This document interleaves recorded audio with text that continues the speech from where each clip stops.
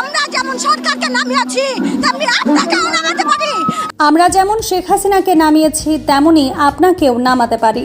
স্বৈরাচার সরকার আর ডক্টর ইউনূস সরকারের মধ্যে কোনো পার্থক্য নেই। এদেশে চেয়ার বদলালেও নীতি বদলায় না। বাড়াবাড়ি করলে ডক্টর ইউনূসকে গদি থেকে টেনে নামানো হবে। এবার ডক্টর ইউনূসের ওপর খেপেছে দেশের সাধারণ জনগণ।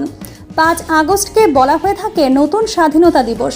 সবাই ভেবেছিল শেখ হাসিনার যখন পতন হয়েছে তখন দেশে আর সাধারণ মানুষের ওপর কখনোই গুলি চালানো হবে না।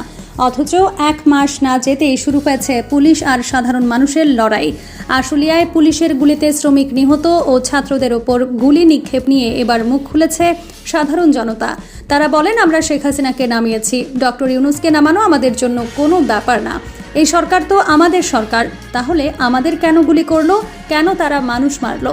তাহলে এই সরকারও স্বৈরাচার সরকার। স্বৈরাচার সরকার আর এই সরকারের পার্থক্য কি? এই পুলিশ তাহলে কি আওয়ামী লীগের পুলিশ ভাই? শেখ হাসিনা সরকার আর ডক্টর ইউনূস সরকারের মধ্যে কোনো পার্থক্য নেই। ক্ষমতা পেলে সবাই নীতি ভুলে যায়। এই সরকারের পুলিশ আমাদের ওপর টিয়ার শেল মেরেছে। এই পুলিশ বাহিনী কি এখনও শেখ হাসিনা চালায়? ডক্টর ইউনূস যদি বাড়াবাড়ি করতে চায় তাহলে তাকে টেনে গদি থেকে নামানো হবে।